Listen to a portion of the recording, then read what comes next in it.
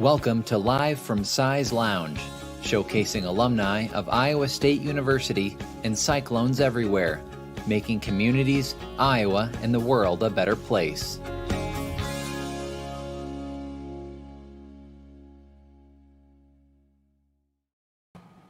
Well, good morning and welcome to Live from Sci's Lounge. My name is Matt Van Winkle here with the ISU Alumni Association.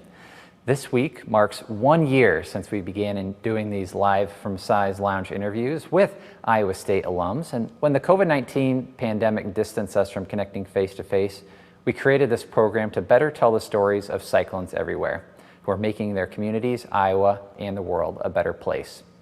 Thanks to the support of ISU Alumni Association members, we've been able to grow this program over the past year. And to celebrate, we're going to be doing a giveaway to those watching live with us today.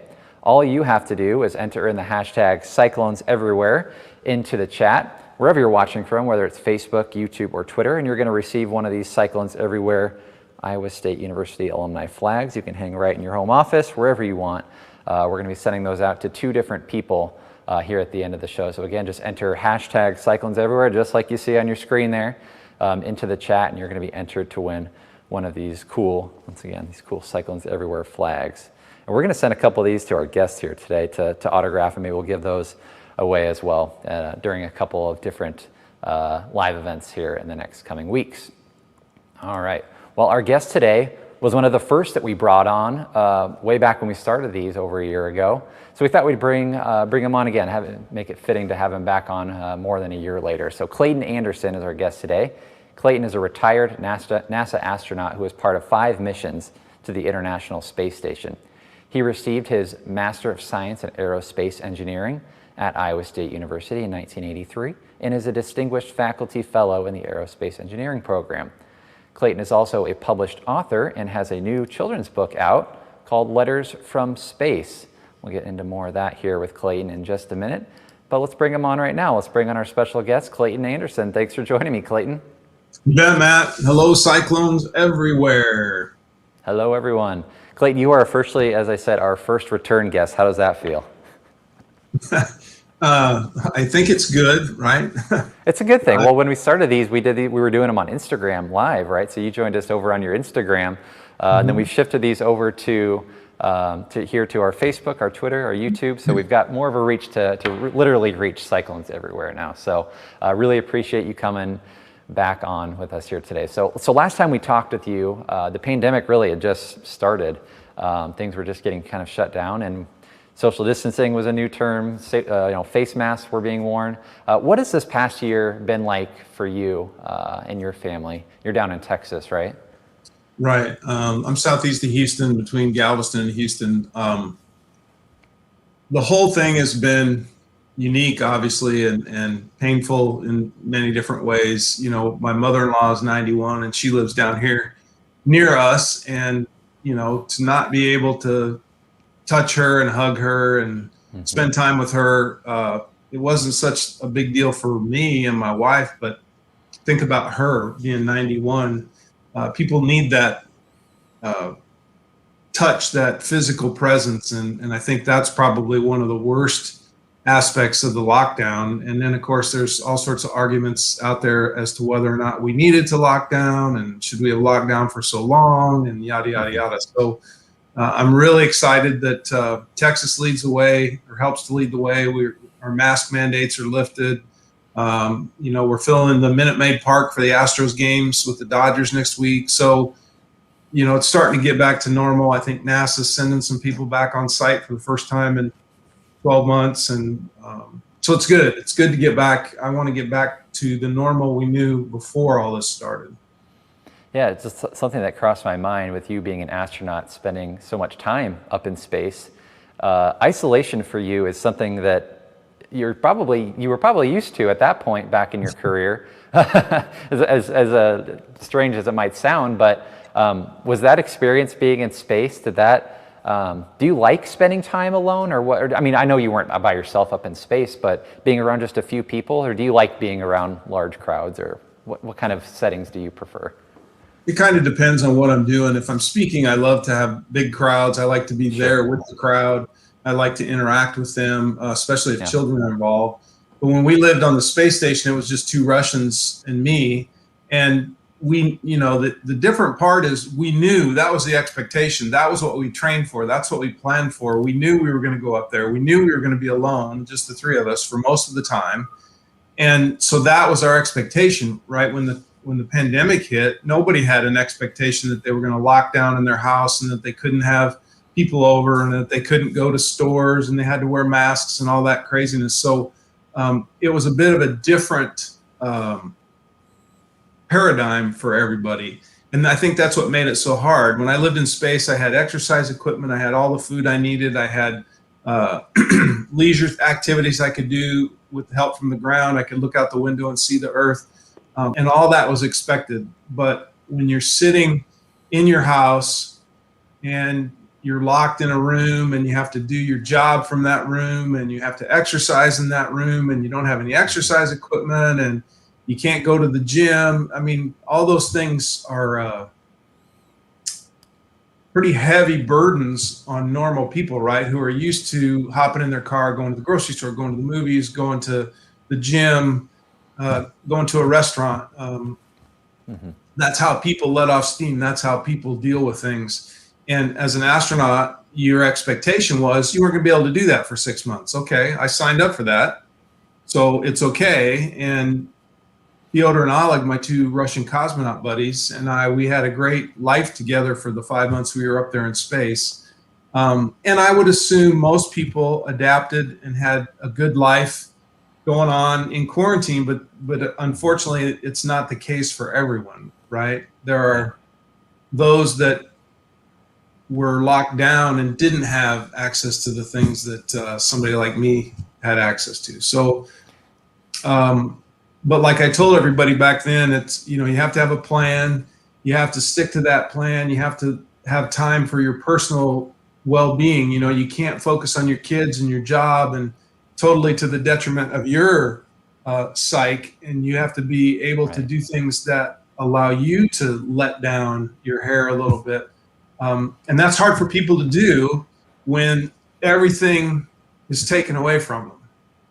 I think a lot of us down here during quarantine were feeling like, man, I wish I could be up in space right now, get away from all of this, right? I bet you kind of felt that at one point a few months back. But Clayton, for those of you, for those who haven't maybe followed your career, tell us about what it was like being an astronaut, being part of 5 missions to the International Space Station. First of all, shame on those who didn't follow my career. I know, gosh. I mean, I'm the only Iowa State astronaut. There are 8 astronauts from the state of Iowa, but none of them went to Iowa State. I'm the only one. Yeah, I came from Nebraska, but I got to Iowa State as quickly as I could. And being an astronaut is a huge thing of pride for me. I am honored to be the first Nebraskan, and so far the only Nebraskan, and the only Iowa State alum to ever be selected as an astronaut. So those are very important to me. The career that I had for 15 years as an astronaut was amazing. I got to do things that I never thought I would get to do. I got to travel. I got to fly jets. I got to scuba dive. I lived underwater in an ocean. I went on survival training in the mountains of Wyoming in the winter, in the summer. I did it in Russia. I learned to speak Russian. I met some amazing people throughout those journeys, and I got to represent Iowa State when I got to.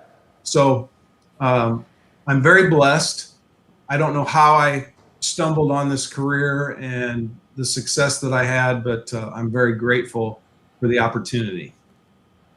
We talked about this last time we spoke, but some of the cool things I think you got to do up there was you brought a camera up there and you got to take some really unique pictures. I think we'll see here in a second, but you got to take some cool selfies with Earth in the background, and you may have taken one of the, well, I don't want to say the first selfie because I think that belongs to a different astronaut, right?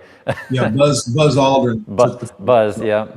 But you took some really neat pictures. Do you still like to take photography? Are you a photography enthusiast down here now, or do you? Was just like a thing you like to do to keep occupied up in space? To a certain level, I do it on the ground as well. There's the second best selfie. I have a better selfie than that, but that's a good one. Yes, most astronauts do that spherical bubble of water. So that's kind of there's the best selfie ever taken right there. And Buzz Aldrin, to you, it's still the best. So that's cool. But I love to take pictures. I took a lot of pictures of my son when he played football at Iowa State. You know, I had a telephoto lens that I was able to bring into the stadium, although some stadiums barked at bringing a telephoto lens for some silly reason. But I captured a lot of his stuff on film or on digital. And my daughter was a theater person in high school, and that was my passion, was taking pictures of them. You know, when my son played high school basketball, I could be pretty vocal in the stands. So the best way for me to keep my mouth shut was to put a camera in my hand, set me on the floor underneath one of the baskets, and just let me take pictures. And then I didn't blab so much. So it was kind of a psychological calming mechanism for me as a dad. But I'm not the best photographer. There are way better astronaut photographers than me. It's a skill that you learn and you can get better at when you're in space. I have some very, very cool pictures that I'm very proud of. I captured the Nebraska Cornhuskers Memorial Stadium during a game with Texas A&M. That's one of my favorites. I captured the pyramids in Egypt, North Platte, the North and South Platte rivers in western Nebraska. So I have those favorites of mine. And I still like to take pictures. I don't have a focus. I don't say, okay, I'm going to take more pictures. I'm going to go to this place and I'm going to take pictures of alligators or birds or whatever. I just kind of do it as the spirit moves me. Yeah. Well, I mean, very few people get the chance to have that perspective and that view. So for you to be able to take the quality pictures you did, that's really cool to be able to share with the rest of us. But you turn a lot of those experiences in space as an astronaut into a number of books. I see a few of them behind your head there, including one that came out last year, Letters from Space. Give our audience an idea of what this new book's about. So Letters from Space came out in September, and it's based on the idea of communication. It's kind of nice that it came out at the head of the pandemic, because the book talks about me reaching out from space to people on Earth, and them reaching back. And that ability to communicate was really important during the pandemic, right? I hope a lot of people reached out and called and wrote letters and emailed relatives and friends that they hadn't seen in a while because there was nothing else to do. But this book is based on actual things that happen in space. The letters are fictitious to a part, but the idea was to expose kids to cool things about outer space by writing letters to them. So, you know, the dog in that picture right there, that's Cosmo. That was my son's dachshund. So he's part of the book, and my son and daughter are part of the book. A teacher that I had in junior high in Ashland, Nebraska is part of the book. And I guess one of the coolest stories for me is when the kids were sitting in the apple tree, because that's what we actually did back in Ashland, Nebraska. On the weekends, we would climb into my buddy's apple tree, and he had a box of comic books. And we'd wedge the comic books in the branches of the apple tree, and we'd sit in the tree and eat apples and read comic books all day. And that was kind of how my love of reading began, because I was really big into Superman and Batman and Robin comic books. Oh, very cool. I love the illustrations in that book. I was reading the description of the book. One of the quotes was "outrageous true stories from life in space." Clayton, what's one of those stories that you might be able to share with us here? I don't know how outrageous they are, but you know, I flew to the bathroom, and I flew while I was going to the bathroom every day. We did grow plants on the space station. I did not have much success, so that part's not in the book. But I grew lettuce and basil seeds. And it turns out that I overwatered them. The basil seeds were Nebraska and the lettuce seeds were Iowa State. And so I did a football game, and I took the time that I was supposed to grow these seeds. I broke it into 4 quarters and halftime. And so I would call out the score to the ground after every quarter based on how many seeds had popped out. Nice. Unfortunately, though, I overwatered everything because I followed the procedures. And it turns out that they all molded and they died. So I wasn't very successful as a horticulturist in outer space. That's all right. That sounds really like a fun experiment to do, and that, again, something to keep you busy while you're up there, I guess. We'll have a little fun with your home states of Iowa and Nebraska, right? And the kids, yeah, the container that the plants were being grown in was an experiment for kids on the ground. So they were challenged to make their own plant growth chamber and to modify their stuff based on what I was telling them from space. So that was cool. Anytime you can get kids involved in this stuff, it's always better. Yeah. Like I said, the illustrations in this book, like we were showing here just a second ago, are really, really cool. I know the last time we talked, you were telling me about how you became interested in space at an early age, watching the Apollo 8 go behind the moon. How much fun was it to kind of share your experiences as an astronaut in this fun way in a children's book? I really like the children's book genre. I've been challenged to write a fictional murder mystery in space. Someday I may get to that, I don't know, but children's books are easy for me, mostly because my mentality is at a children's level most of the time. So when I can share these stories and letters and A is for Astronaut with some poems about space things, it's just really cool to be able to give kids something to hold on to that has space related to it. And it's written by an astronaut. There are a lot of books about space stuff, but they're not written by astronauts. So I take great pride in my work. Susan Battery, who is the illustrator for Letters from Space, lives in Budapest, Hungary, and she's an amazing illustrator. Scott Brundage from New York illustrated A is for Astronaut. He's amazing, but they're totally different. And when Sleeping Bear Press, the publisher, told me who my illustrators were, I had no input. So I'm just waiting to see what they were going to do. And man, when I got their drafts, both of them just blew me out of the water. It was amazing. It was perfect.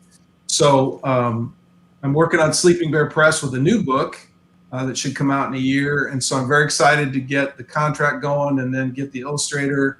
I've done my part, but we just need the illustrations to go with it. So hopefully I'll have another one coming out in a year.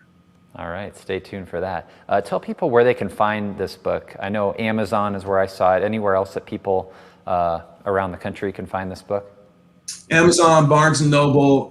If you want autographed copies, you can go to my website, astroclay.com, and I'll autograph them for you as you tell me to, and I'll ship them to you. They're a little more expensive. You know, if you go on Amazon, they have sales periodically. So it's kind of whatever your needs are. And if you're ever in League City, you can just come over to the house and I'll sign a couple copies for you. Very cool. Well, Clayton, I love getting your thoughts about the latest news in space. And back in February, NASA landed the Perseverance rover on Mars and has been sending back some really, really cool images and video from the planet. So why are missions like these so important for NASA and for the world as well? I have a different philosophy than most astronauts here. I don't care what the destination is. I don't care if it's the moon. Well, I do, but you know, if it's the moon or Mars or some asteroid somewhere, because it's not where you're going so much as the technology that you develop along the way. And most of that technology then has applications for all humans back on Earth. And that's what's most important. If you are going to put money as an American taxpayer into this sort of thing, then there should be a payback. And most of the time there is a payback. We just don't advertise it. NASA's not very good at advertising those things. If you go to the NASA spinoff website, you can find a lot of the things that have benefited folks on Earth, from Air Jordan tennis shoes to artificial sows to center pivot irrigation systems to your cell phones and your laptop computers and the satellites that help you talk to people around the world. All that stuff has bearings from NASA technology development because we try to explore space. Is it better to go to the moon or to Mars or to the asteroid? Yeah, I think I'd start with the moon just because it's closer. But the point for me is I want people to know that spaceflight is an investment. And when their tax dollars go toward that entity, they're going to get a payback. For example, Apollo, some people say Apollo paid back 7 to 1 on the dollar. and some say it was as high as $20 to $1. Well, who among us won't take a $7 return on their investment, right? Yeah. So that's why it's important. Yeah. I mean, these images really are pretty cool. And now that we have the type of cameras that we can send there and see the video, I think that's what's really fascinating people, is to hear the sounds and to see the video from Mars is really, really incredible. Well, once again, we're going to be giving away a couple of these flags, and Clayton has agreed to sign these flags for you guys. So we're going to send a couple of him out to Texas and have him sign those. So once again, if you're watching right now, go ahead and comment in the chat, hashtag Cyclones Everywhere. We're going to be giving away a couple of these flags. So once again, hashtag Cyclones Everywhere in the chat. You'll get a sign. We'll just send you those now, Clayton, so you can send those out to the people watching today. My pleasure. A nice special treat for those people. So we'll pick a winner here in just a few minutes. But Clayton, thanks again for coming on and being our first return guest. My pleasure. I guess we're already into summer reruns, huh? Yeah, there you go. Yeah, but it's a fresh new perspective with your new book, Letters from Space, that's out. So make sure you check that out. Amazon.com, Barnes & Noble, as Clayton said, or astroclay.com. So Clayton, again. You can also get AstroClay merchandise on astroclay.com/shop, and that's where you'll find books, stickers, clothing, hats, all sorts of stuff with AstroClay logos. So, and I know the bookstore here on campus also sells your books as well. So if you're ever in Ames visiting campus, make sure you can check that out as well. Clayton, thanks again, and enjoy the rest of your week, all right? Thanks, Matt. All right. And thanks Cyclones Everywhere. Thank you so much. All right, that's Clayton Anderson, retired NASA astronaut. Again, we'll remind you one more time, hashtag Cyclones Everywhere in the chat. I see some people already commenting their entries, so we'll pick a winner here in just a few minutes at the end of the show. Type hashtag Cyclones Everywhere in the chat. But first, we want to highlight some of our favorite moments from the past year of Live from Size Lounge interviews. So enjoy this montage that we put together from 1 year of Live from Size Lounge.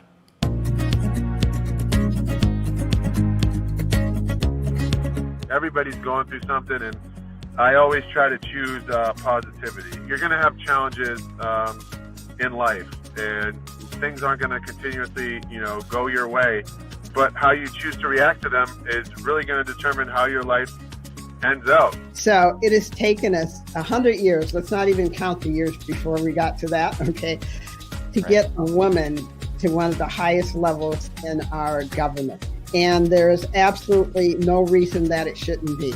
So our goal, obviously, is to get to the point where women at all levels of government are not as seen as something unique or special, but as something that's considered as normal. One thing that I heard from a number of people was that as soon as the storm passed and the sun came back out, all you could hear was chainsaws running, and people were got out to their garages or their sheds, got their chainsaw, they were clearing their debris, they were reaching out to their neighbors and clearing debris, and just neighbors helping neighbors.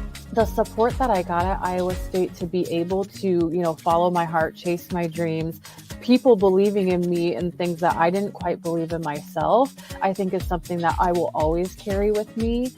This is a top priority that we keep everyone as safe as possible. And so we, as I said, everything is changing constantly. And so we really try to keep on top of anything that we need to modify or do differently as we learn more about COVID-19. I sold a TV show to a network, and a TV show that I'm going to star in and writing and producing.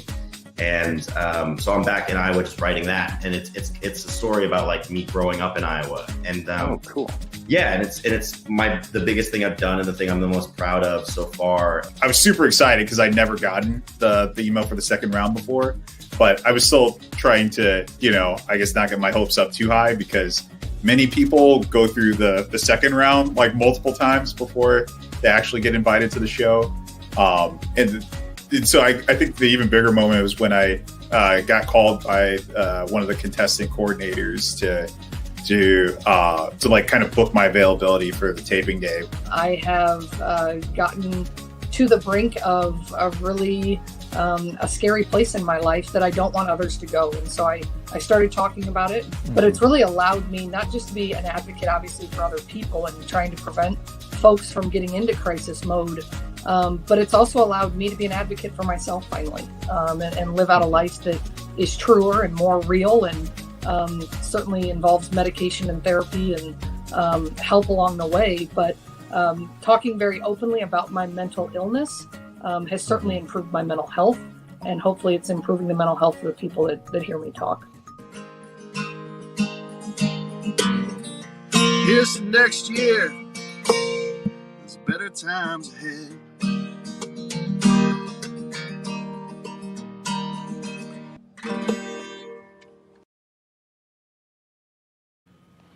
Well, thanks to all of our incredible alumni who have joined us in the past year. All of those interviews are available to view on the ISUAA Facebook and YouTube pages, as well as podcasts, wherever you get your podcasts, iTunes, Stitcher, iHeart, wherever you get your podcasts, you can find the Alumni Association interviews right there.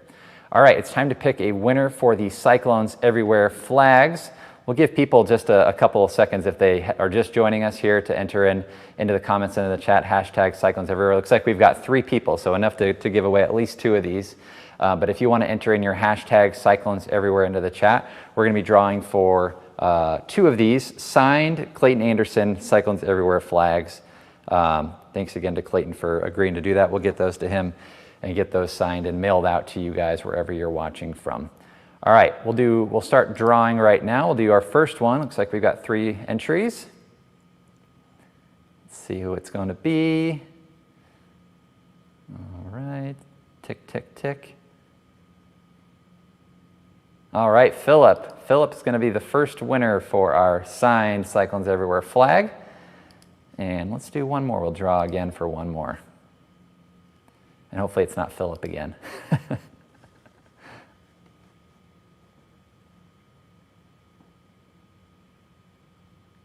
All right, Annie. Congratulations, Annie. You'll be our second winner of our Cyclones Everywhere flag, signed by Iowa State NASA astronaut Clayton Anderson. All right, thank you so much for watching. We'll get those flags to you guys, and we'll be in touch with you, whoever the 2 of you are, for winning those flags. Congratulations, and we'll be in touch soon.